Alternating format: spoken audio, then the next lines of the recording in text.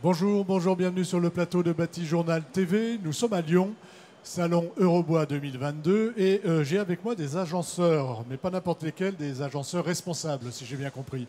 Et on va parler avec vous de RSE, hein, au sens large. Avec moi pour en parler, Anastasia Chaskin, bonjour. Bonjour.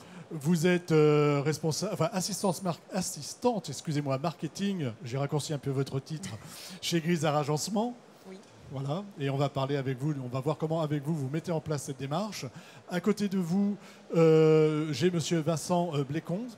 Bonjour. Bonjour. Vous êtes responsable de l'agencement chez Agencement Rousseau, c'est ça? Agencement Rousseau? Rousseau Agencement. Rousseau Agencement. Moi j'aime bien Agencement Rousseau aussi. Décrivez-nous l'entreprise, s'il vous plaît. Rousseau Agencement, c'est une entreprise d'une vingtaine de collaborateurs. Donc, on fait partie du groupe Espace 4, qui est un groupe grenoblois d'une centaine de collaborateurs qui pèse à peu près 40 millions de chiffre d'affaires. Et chez Rousseau Agencement, nous, on est fabricant d'agencement et de mobilier sur mesure. On est basé au Mans, un petit peu loin d'ici. Mais vous êtes venu jusque-là quand même. On est venu jusque-là, ouais. À côté de vous, monsieur Pascal Tête, bonjour. Bonjour. Vous êtes le directeur de Grisard Agencement. Grisard Agencement? Donc Grisard Agencement est dans la Loire, à côté de Roanne. On est agenceur avec deux activités principales, donc la fabrication et la production d'agencements sur mesure et de mobilier de bijouterie, et une activité de gestion de travaux tout corps d'État, avec conduite de travaux et gestion en enveloppe globale pour des clients qui souhaitent la maîtrise totale du projet. Une entreprise polyvalente. C'est ça. À côté de vous, monsieur Vincent Houot, bonjour. Bonjour. Vous êtes le directeur général de Houot Agencement. Et même question, Houot Agencement, qu'est-ce que c'est? Qu'est-ce que c'est? C'est une entreprise qui est située dans l'est de la France. Nous sommes 35 collaborateurs, une agence parisienne, et nous sommes spécialisés dans tout ce qui est conception et réalisation d'espaces commerciaux. Voilà. Donc on va voir comment les trois entreprises que nous avons ici mettent en place une politique RSE. Mais avant, on va voir comment les agenceurs se sont organisés pour justement mettre en place ces politiques. Comment les agenceurs responsables se sont organisés. Vous avez la parole. Merci. Donc, en fait, dans les années 2010, ce qu'on appelle la Chambre française de l'agencement est une institution syndicale représentative au niveau national du métier des agenceurs. Elle est affiliée à la Fédération nationale du bâtiment, contrairement à tous les métiers du bâtiment qui sont affiliés en régional. La spécificité du métier d'agenceur fait qu'on a la chance d'avoir ce qu'on appelle une chambre professionnelle. Dans les années 2010, il y a eu un appauvrissement des adhérents et finalement, à la prise de présidence de Pierre Hasbrook, qui sera là tout à l'heure, moi j'ai le rôle de secrétaire de la Chambre française depuis quelques années. On s'est posé la question avec le conseil d'administration, comment redynamiser l'adhésion à la Chambre française et qu'est-ce que nos adhérents recherchent auprès d'une chambre syndicale. Quand on a une chambre syndicale, on a besoin d'apporter un service, d'apporter quelque chose à ses adhérents, parce que sinon ils n'adhèrent pas. Voilà. Donc c'était un peu le but du jeu. Et en fait, on a décidé de créer quelque chose d'un petit peu magique, c'est qu'on a créé parallèlement à la Chambre française un label qui s'appelle Professionnel de l'agencement. Et ce label nous donne la liberté de faire du marketing métier au service de nos agenceurs. Alors, de nos adhérents, pardon. De vos adhérents, qui sont des agenceurs. Voilà. Quels étaient leurs besoins notamment? Qu'est-ce qui est ressorti donc, pour redynamiser cette chambre syndicale? Quels ont été les points identifiés? Eh ben, on s'est très vite rendu compte que finalement, dans la modernité du métier, il y a plein de sujets qu'on aimerait mettre en commun, qu'on est ensemble, on est plus fort pour développer, par exemple, des achats en commun, des équipements d'atelier. La formation. Vous pouvez prendre la parole, mais il faut prendre le micro. La formation, merci. Et enfin, on a fait un groupe de réflexion sur la RSE. Voilà, ce dont on va parler aujourd'hui. Voilà, le sujet. Du coup, vous avez davantage d'adhérents qu'auparavant. Alors, on est passé d'une trentaine d'adhérents à une centaine avec les membres associés. Voilà, et il y a un petit annuaire. On a édité un annuaire pour que tout le monde puisse prendre contact les uns avec les autres, voilà. puisse échanger en direct. Je le trouve où, cet annuaire?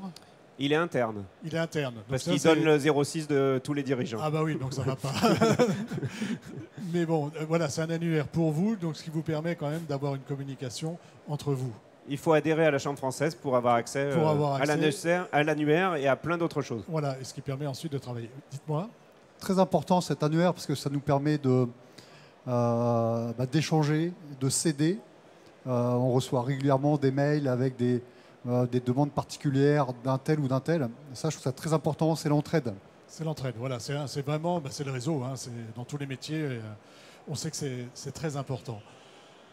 Politique RSE, pourquoi, pourquoi cet axe de travail et en quoi il est important? Alors, quand on a consulté nos adhérents au congrès d'Albi pour savoir un petit peu les sujets qui intéresseraient les adhérents, on s'est vite rendu compte que chacun à notre niveau, on a des attentes clients, notamment des clients institutionnels, des grands groupes français, qui nous demandent non seulement un engagement, mais un niveau de RSE, ou en tout cas une définition de la démarche RSE, avec des engagements sur les achats, sur la politique sociétale dans l'entreprise, etc. Et on s'est rendu compte que chacun à notre niveau, on avait quelques démarches, ou en tout cas le droit français en droit du travail est relativement cohérent avec les attentes sociétales, mais finalement personne ne l'avait ni formalisé ni même mesuré. C'est-à-dire qu'on faisait de la RSE sans le savoir en gros, hein. On avait des actions qui peuvent être apparentées à de la RSE, mais on ne les avait pas inclus dans une démarche marketing de présentation de ce que l'entreprise peut faire. Et à partir de là, on a pris une consultante qui s'appelle Laure Nagy. Et finalement, elle nous a accompagnés sur une méthodologie d'auto-évaluation qu'on a définie dans un groupe de réflexion dont on fait partie. On va parler tout à l'heure.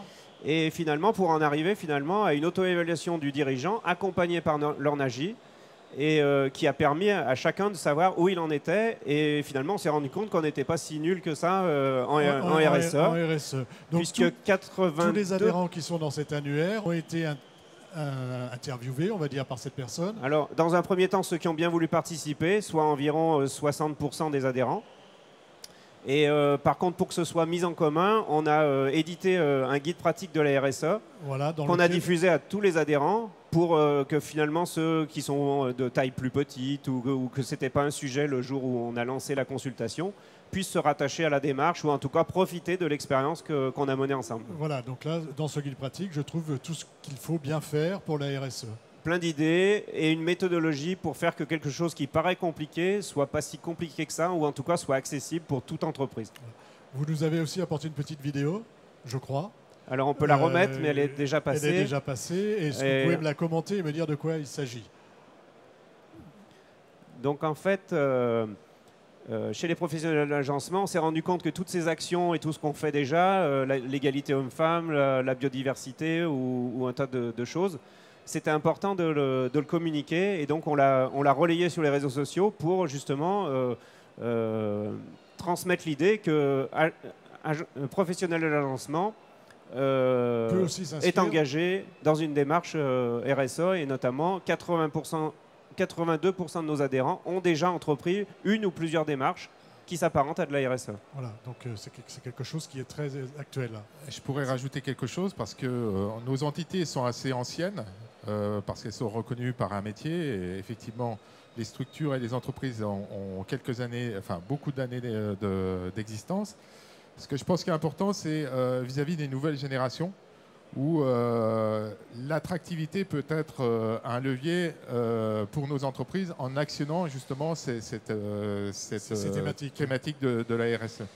Je pense que c'est très important pour les générations, les jeunes générations qui sortent de l'école, de pouvoir être accueillis dans des lieux où la problématique de l'environnement et environnement social, sociétal et comment dire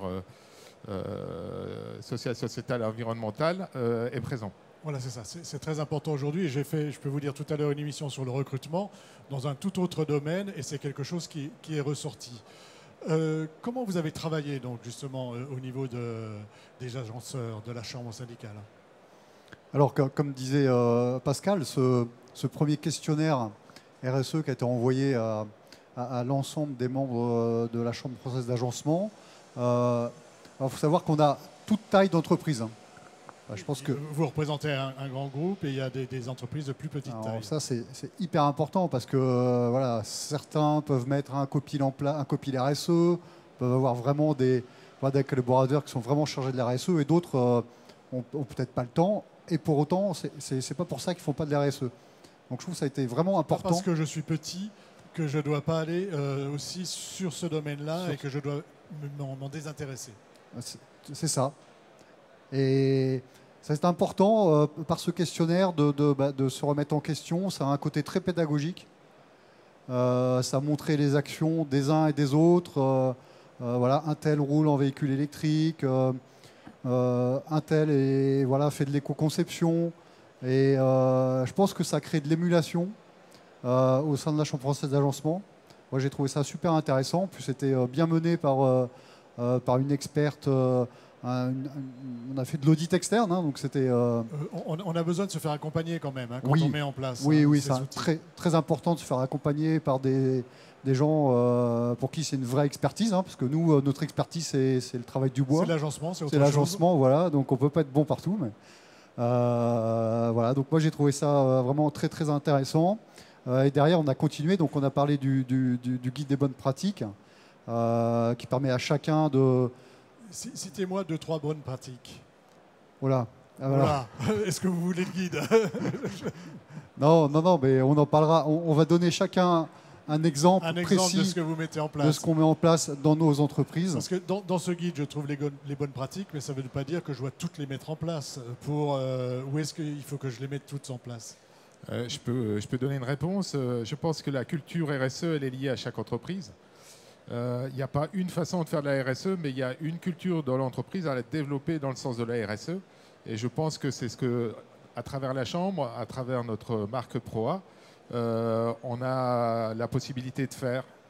Et le fait d'être accompagné de quelqu'un qui est experte sur le sujet, ça nous aide à débroussailler un sujet qui est finalement mal connu de nos entreprises. Donc on a vraiment besoin de le savoir. Et ça fait partie intégrante de votre marque, c'est ça? Absolument. D'une marque qui s'appelle Proa. C'est ça. C'est inclus dedans. On est d'accord. Et demain, ça fera partie peut-être des critères de recrutement pour que voilà, les agenceurs nous rejoignent. C'est important pour nous. Ouais. Voilà, c'est vraiment quelque chose d'important dans la politique de la Chambre syndicale de travailler sur cet aspect RSE. Et vis-à-vis de nos clients aussi. Voilà. Mais on va partir dans le dur, on va voir ce que vous avez mis en place chez vous. Et on va commencer avec vous.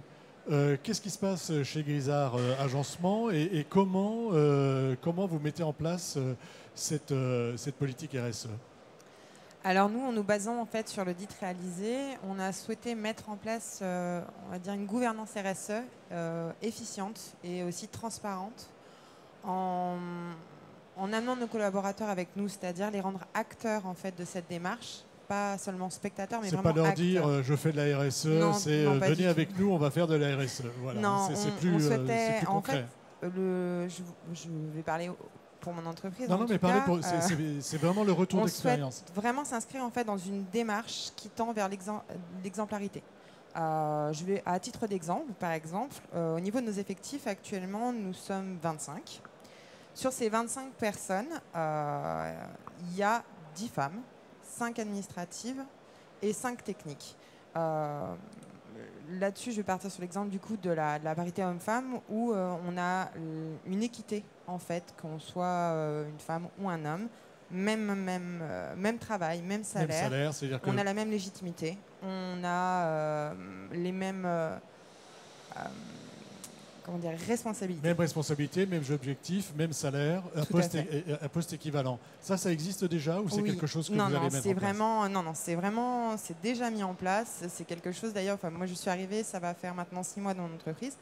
J'ai été impressionnée en fait par le nombre d'actions qui sont menées au sein de Grisard Agencement, que ce soit sur le pilier environnemental, social et sociétal et même économique. Alors là, la liste est très longue. La liste est longue. Là, on était sur le volet, on va dire. Voilà. Actuellement, donc, on est en train de rédiger en fait notre charte environnementale sur lesquelles justement on est en train de regrouper les différentes actions et on va dire de rendre, de pouvoir donner une lisibilité en fait à toutes les actions qu'on mène actuellement et qui sont menés, et aussi les projets qu'on souhaite mener au sein de notre entreprise, en fait, en tout cas sur la RSE.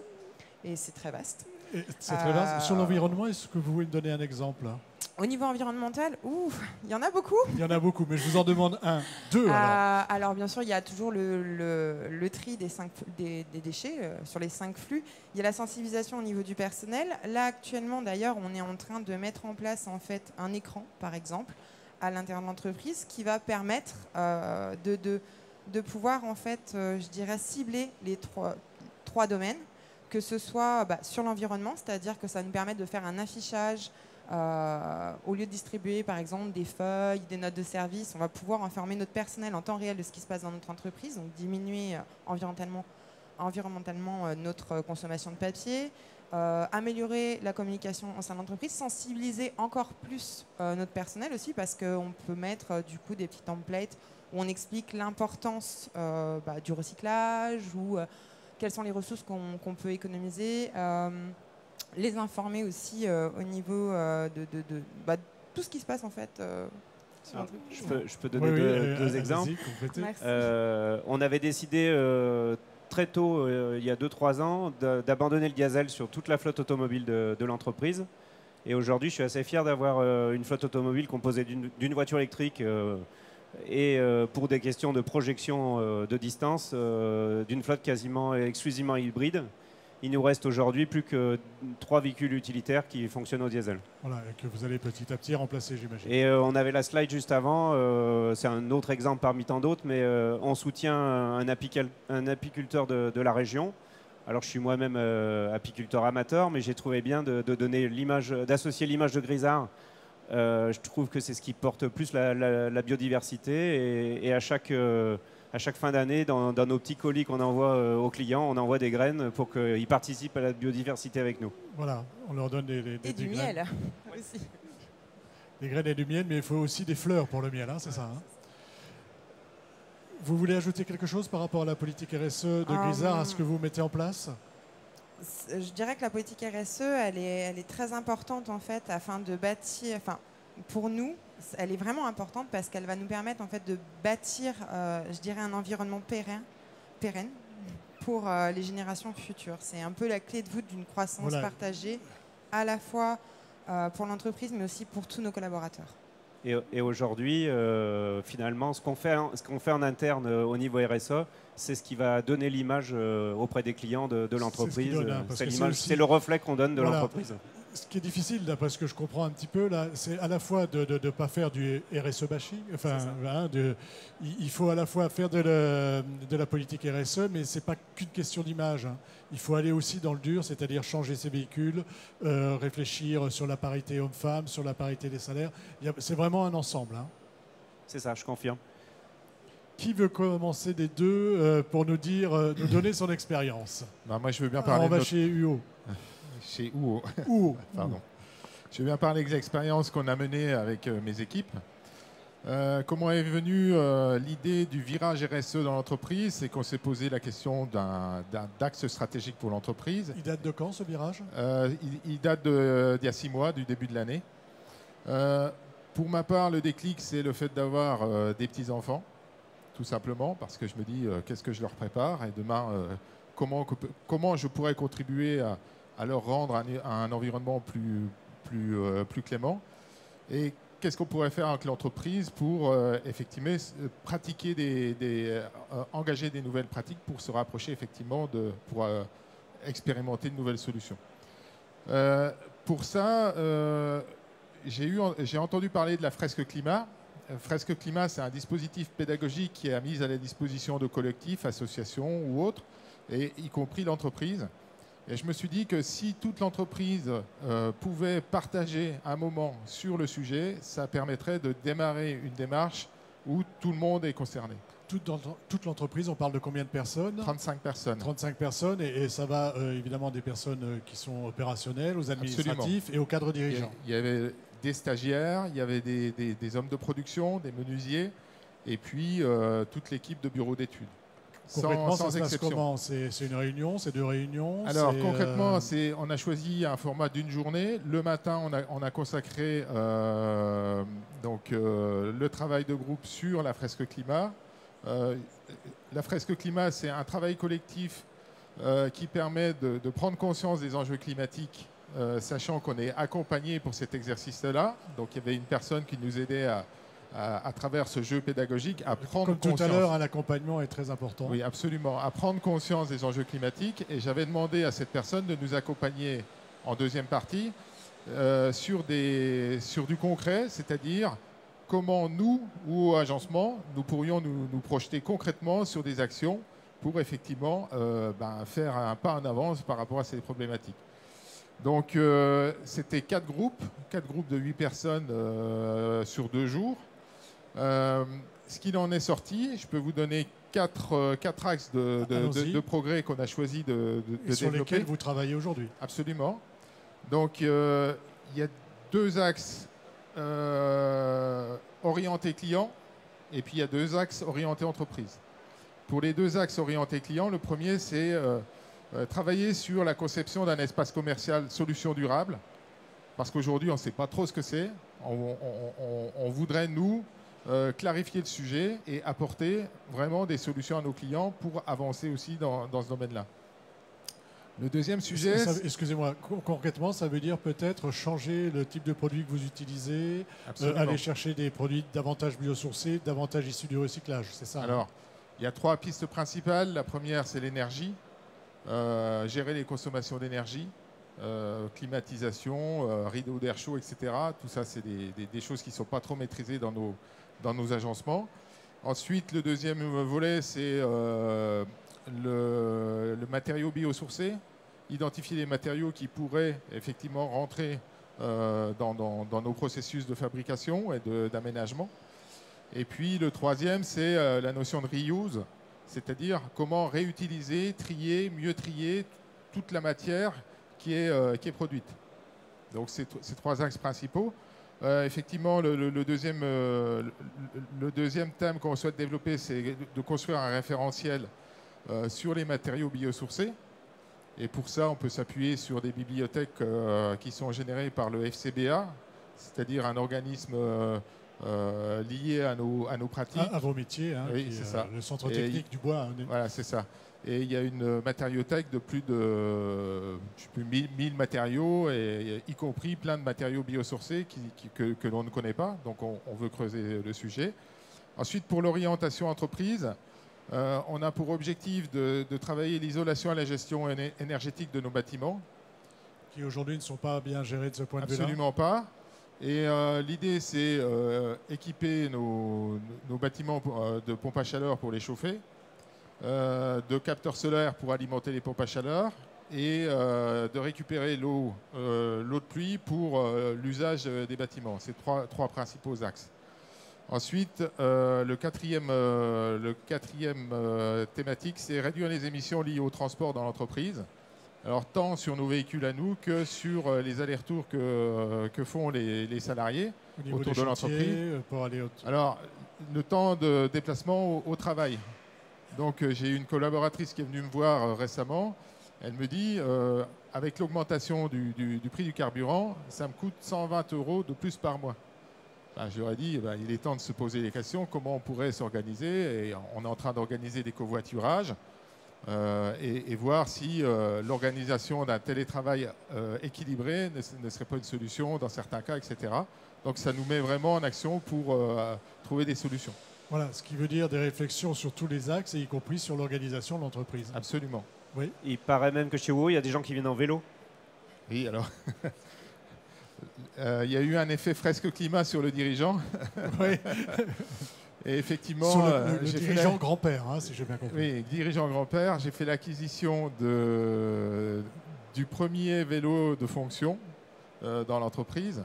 Donc, je me suis acheté un vélo speed qui n'est pas bloqué à 25 km/h, mais 45 km/h. Et je fais les allers-retours domicile-bureau. C'est 23 km aller et 23 km retour tous les jours.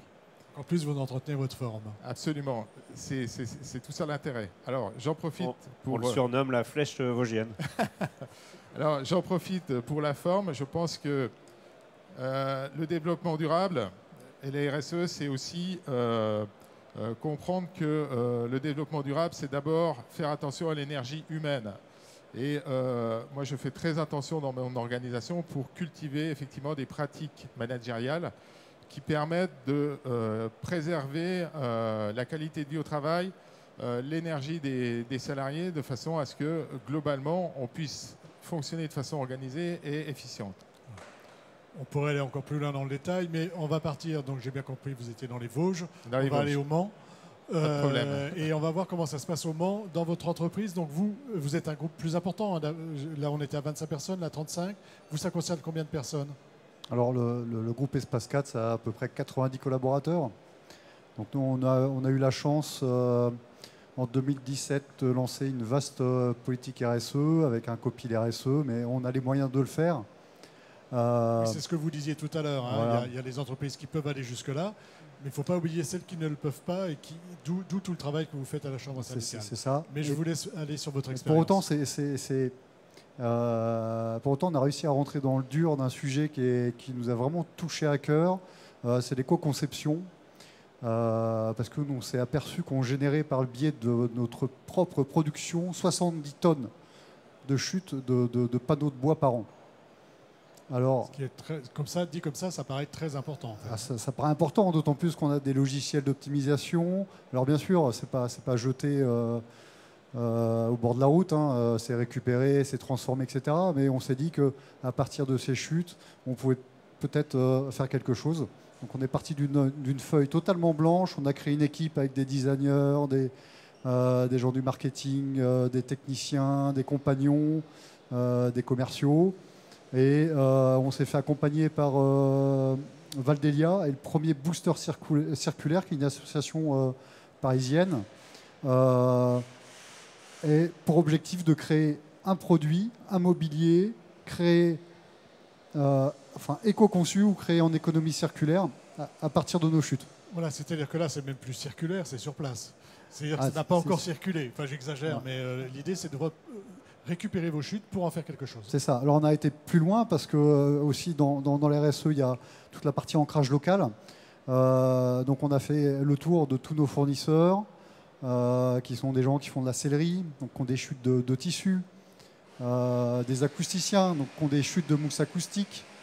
On est même allé plus loin, on a même rencontré des gens du groupe Cofel. On a une usine qui fabrique des matelas à côté de chez nous, qui génère énormément de chutes de mousse. Donc en fait, on a tout un écosystème tout agrégé autour de nous. Donc de là, gens. On a une vraie circularité.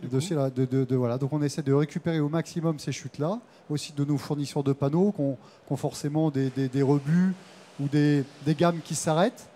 Voilà, donc on récupère et à partir de là, on a créé, on a dû le voir tout à l'heure, un fauteuil acoustique, donc qui est fabriqué quasi intégralement avec des chutes. À partir de gisements de chutes de production, soit des nôtres, soit de nos partenaires. Ouais. Voilà.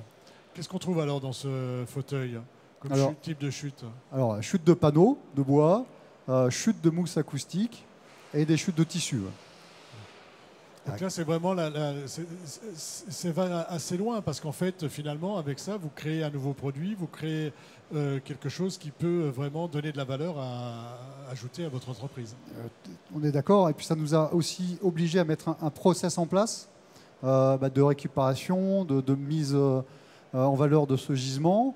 Et derrière, aujourd'hui, on arrive à proposer des offres éco-conçues à nos clients qui ont des réflexions de création de mobilier. On leur dit, nous, on peut vous aider à créer un mobilier éco-conçu. Et tout ça, en plus, c'est vraiment porteur de valeur. Parce que ce que j'ai trouvé ça très, très fort, c'est que parfois dans les politiques RSE, les collaborateurs ne comprennent pas toujours, c'est des mots un peu compliqués, etc. Là, on est dans le dur, ça se voit. C'est du concret. C'est du concret, on le vend. Et je trouvais ça une belle histoire et c'est vraiment porteur de sens. D'accord, donc ça, c'est des choses sur lesquelles vous travaillez. Est-ce que vous avez d'autres axes de travail chez vous? Bien sûr qu'on a d'autres axes de travail. Dans notre politique RSE, on a un axe de travail sur la gouvernance, un axe de travail sur l'ancrage local. Et le troisième axe de travail, c'était l'éco-conception. Voilà, donc il y a des groupes de travail qui se réunissent chaque semaine et qui font avancer qui font avancer la machine, tout simplement, dans un sens plus responsable. C'est ça. J'ai bien résumé? Très bien résumé. On arrive à la fin de notre petit échange. Je vais vous demander à chacun d'entre vous de me donner une petite conclusion sur les différents axes que vous voulez avancer ou quelque chose que vous n'auriez pas dit qui vous semble important de dire. Par exemple, Anastasia, vous, sur quoi vous voudriez insister quand on parle de politique RSE? Je dirais déjà sur la prévention, c'est-à-dire que Je vous ai posé une colle. Pour aider Anastasia, on a pris conscience il y a 4 ans. J'ai cherché pendant, je ne vais pas dire des mois, mais je vais pas dire des années, mais je vais dire des mois, comment recycler les gobelets à la machine à café. Okay. Et je pense que le déclic RSE, il est venu de là. C'est qu'un jour, j'ai rencontré quelqu'un qui m'a dit, mais arrête de chercher. Le meilleur moyen de réduire, c'est de ne pas créer le déchet. Voilà. Et donc à Noël, on a offert une tasse à tout le monde et on était un peu précurseur là-dessus quand on l'a fait. Et depuis, les gobelets sont plus un sujet. Je pense qu'on peut l'appliquer à plein de choses. Et ça rejoint complètement le discours de Vincent sur finalement le recyclage de nos déchets d'ateliers. C'est à la fois des petites choses, hein, parce qu'on pourrait considérer que c'est une petite chose de ne plus avoir de gobelets, et finalement c'est important. Et puis après, ça peut aller sur des choses, comme on a vu, que vous mettez en place un peu plus sur les véhicules électriques, sur la réflexion sur le climat. Et en conclusion, c'est pour ça que finalement la démarche véhicules, gobelets, etc., c'était des initiatives un peu de la direction. Aujourd'hui, on passe dans un mode gouvernance où on veut le ressenti des salariés, quelle est leur attente, faire du vélo, faire du covoiturage, je ne sais quoi. Mais on le fera si c'est l'attente des salariés. Impliquer les salariés, c'est vraiment important. Il y a quand même une véritable implication, enfin je le vois pour notre entreprise en tout cas, il y a quand même une véritable implication des salariés justement dans cette démarche. Il y a une vraie demande et une implication. Oui, oui. Une petite conclusion? Oui, je voudrais rebondir par rapport par rapport à la présence de la collaboratrice de Pascal, pardon. Et je pense que le management de la RSE dans les entreprises, ça nécessite des moyens. Et je comprends que ta collaboratrice a une responsabilité par rapport à cette thématique. Nous, en interne, on a créé un groupe qui s'appelle Feel Green. Et on a un management j'ai un responsable, j'ai mon fils qui s'occupe de l'animation de ce groupe pour pouvoir vraiment mettre les moyens et de l'énergie sur le sujet. Parce que si ça reste superficiel, ça ne sert à rien. Donc je pense que ça c'est essentiel, et si j'ai un message à faire passer, c'est celui-là. Et il faut savoir aussi qu'on a des institutions comme la BPI qui aident les entreprises pour démarrer des démarches RSE de point de vue purement financier. Ils financent 50% des accompagnements. Et ça, c'est vraiment très, très intéressant. Voilà. C'est-à-dire qu'il ne faut pas que ce soit qu'un affichage. Et on peut se faire aider à la fois par des personnes dont c'est le métier, mais aussi financièrement en allant voir la BPI. Oui. Vous vouliez ajouter quelque chose ou monsieur? Non, c'est bon. Merci. Bon. Votre mot de la fin.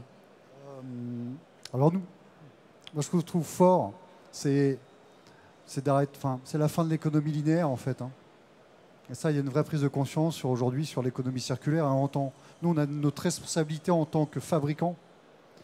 Tous les jours, on fabrique des choses, on fabrique des magasins, on fabrique du mobilier.